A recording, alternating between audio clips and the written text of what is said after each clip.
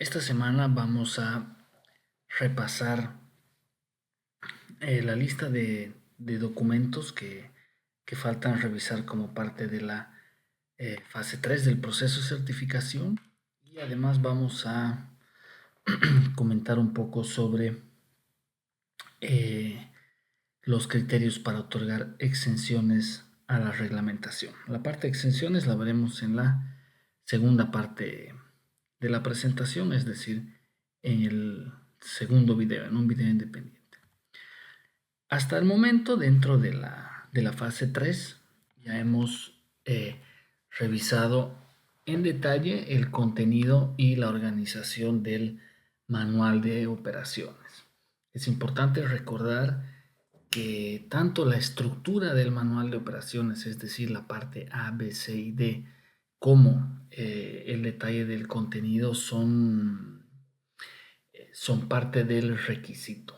¿Sí? Como habíamos conversado, un manual que tenga todo el contenido, pero que no respete la estructura A, B, C, D, es un manual de operaciones que no está de acuerdo con las normas del anexo 6 de la OASI y por consiguiente tampoco con los LAR. ¿Sí? Pero es importante recordar que la estructura A, B, C, D es parte de una norma del anexo 6 de la OASI. También hemos repasado el contenido del programa de instrucción del explotador, que es lo que viene a ser la parte D del manual de operaciones. Hemos revisado, hemos visto cuáles son las diferentes categorías de instrucción. También hemos visto la lista de equipo mínimo, los criterios para la aprobación de la MEL. Dentro de la tarea relacionada con la MEL hemos hablado de un ejemplo muy interesante y que se da mucho hoy en día en nuestra región, y es el tema del intercambio de las aeronaves. Es importante recordar ahí que la MEL siempre debe estar aprobada por el estado del explotador. Y si una aeronave es intercambiada por más de un explotador, entonces deberá llevar más de una MEL o deberá llevar una MEL con los sellos de todos los estados de los explotadores que utilizan esa aeronave. Hoy en día esta práctica normalmente se soluciona llevando los documentos en formato electrónico, es decir, que no hay que subir 5 documentos MEL físicamente, sino basta con tener esos 5 archivos en una computadora, en un iPad, etcétera, dependiendo cómo se haya aprobado la documentación para ese explotador. También hemos revisado el manual de peso y balance y el manual de performance para las aeronaves del explotador. Como ya habíamos visto anteriormente, la lista de documentos que forman parte del manual de operaciones y que deben revisarse durante la fase 3 es mucho más extensa, ¿sí? Pero tampoco podemos alargar el curso de tal manera de cubrir todos los manuales que tenemos que revisar dentro del proceso de certificación.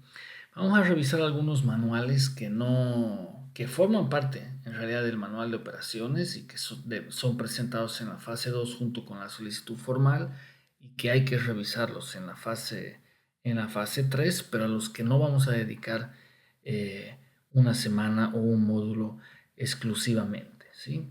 Documento muy importante es el manual de vuelo de la aeronave o el AFM. También el manual de operación de la aeronave, el AOM o el EFCOM. ¿Sí? En gran parte el EFCOM o el AOM van a componer la parte B del manual de operaciones para cada uno de los tipos de aeronaves operados por el explotador.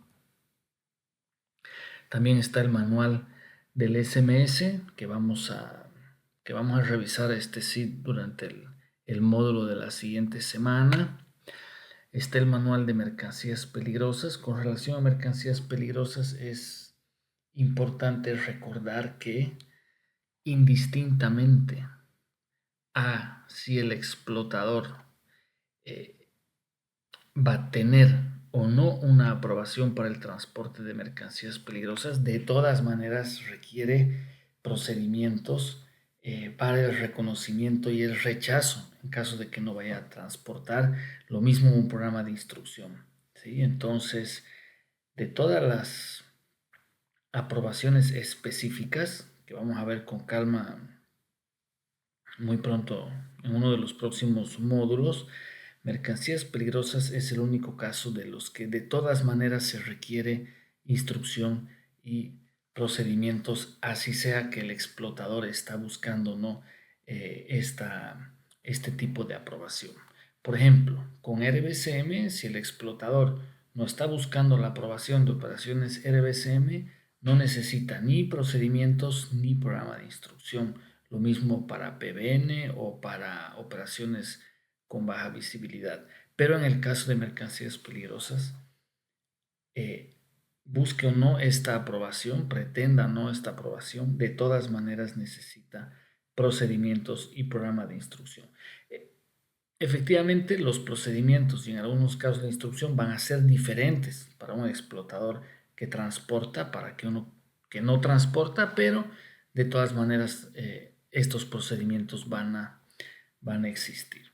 Otro documento muy importante, salvo lógicamente para una empresa de transporte de carga exclusivamente, es el manual de tripulantes de cabina, donde están todos los procedimientos de seguridad para los tripulantes de cabina. En este manual también se suelen incluir como parte de este manual las tarjetas de información al pasajero, que son un documento que hay que desarrollar y hay que revisar dentro de la fase 3. Otro documento muy importante es el manual de servicios de escala. ¿Sí? En el manual de servicios de escala se incluyen todos los procedimientos del explotador relacionados con la aeronave mientras la aeronave esté en tierra. ¿Sí? Es decir, desde que la aeronave aterriza hasta que la aeronave despega. En los procedimientos de servicios de escala suelen estar, por ejemplo, procedimientos para el carguillo de combustible, procedimiento para el manejo de pasajeros, procedimiento para la asignación de asientos en las salidas de emergencia, procedimientos de deshielo de la aeronave antes del despegue, manejo de equipajes, etcétera, etcétera, etcétera. Toda la actividad relacionada con la aeronave mientras la aeronave está en tierra va dentro del manual de los servicios de escala. El capítulo específico del mío sobre servicios de escala está muy pronto a ser publicado. Yo estimo que quizá en unas 3 semanas ese capítulo ya va a estar disponible. Con mucho gusto puedo facilitarles una copia en cuanto esté debidamente aprobado. La guía de rutas que compone la parte C del manual de operaciones, que son todas las cartas de vuelo para todas las fases, incluyendo las cartas de los aeropuertos, la identificación de los obstáculos, las ayudas para la navegación, las ayudas para la comunicación, para el despegue, las salidas en ruta, las llegadas, las aproximaciones, aterrizajes, aproximación frustrada, etcétera, etcétera, que en gran parte se cubren con los AIP o los JEPSEN, depende cómo esté aprobado, y que hoy en día es una práctica común hacerlo a través de iPads o de maletines electrónicos de vuelo. También el manual de control operacional, donde están todos los aspectos relacionados al despacho y al seguimiento de vuelo de las aeronaves. Y también el manual de seguridad referido a los aspectos de security, es decir, a la prevención de actos de interferencia ilícita, que normalmente van a ser revisados por otra área específica de la autoridad y no por un inspector de operaciones, debido a que es un área de especialidad muy, muy particular. Además, también están el manual de control de mantenimiento y todos los documentos de mantenimiento que forman parte de ese manual, pero que su revisión corresponderá al área de aeronavegabilidad y que no es parte del alcance de este curso. Esta lista de manuales que tenemos acá, que coincide con la lista de documentos que están identificados en el documento 8335 como documentos que deben ser revisados durante la fase 3, no es una lista exhaustiva. Dependiendo del nivel de complejidad del explotador, pueden aumentar otro número de manuales. Por ejemplo, podría haber un manual de calidad, ¿sí?, que no está listado acá, pero que es parte de la estructura de un explotador 121. También es posible que algunos manuales van a estar combinados. ¿Sí? Si el explotador no es muy grande, puede combinar sus manuales.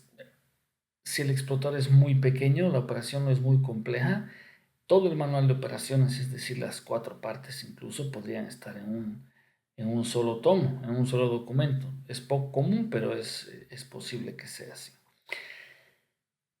Lo más importante, ¿sí? Lo más importante, para revisar cualquier manual, sea los que ya hemos visto en las semanas anteriores, o sea, cualquier documento que esté en esta lista, ¿sí?, debemos tener en cuenta los siguientes aspectos. Les pido que tomen mucha atención.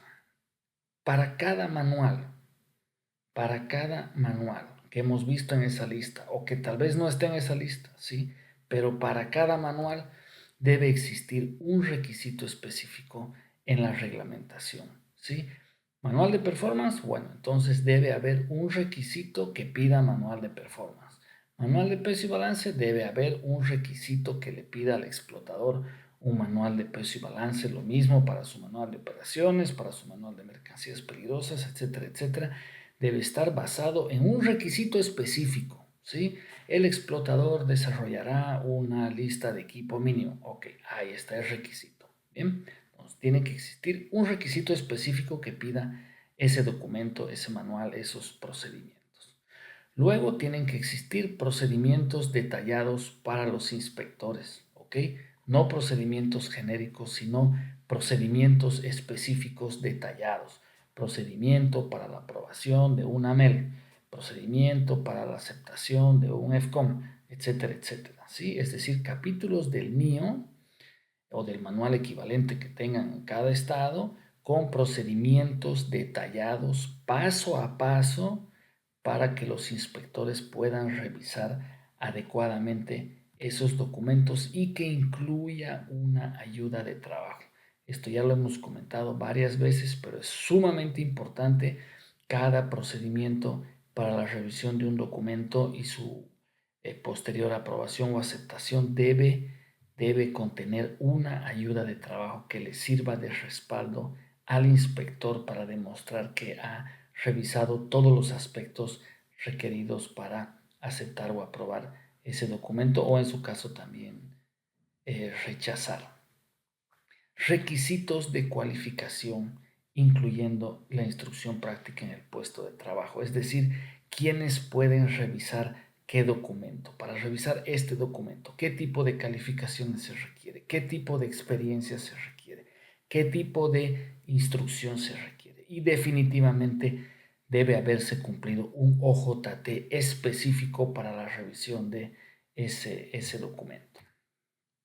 Y en caso de que el requisito específico del que hemos hablado en el primer bullet sea muy genérico, ¿sí?, como por ejemplo el requisito de la MEL en los LAR dice que el explotador necesita una MEL y no dice nada más, es recomendable desarrollar medios aceptables de cumplimiento, es decir, una circular de asesoramiento que le explique al explotador cuál es el contenido mínimo que debe contener ese documento. Entonces, estos son los criterios generales que hay que tomar en cuenta para la revisión de cualquier manual o documento dentro de la fase 3.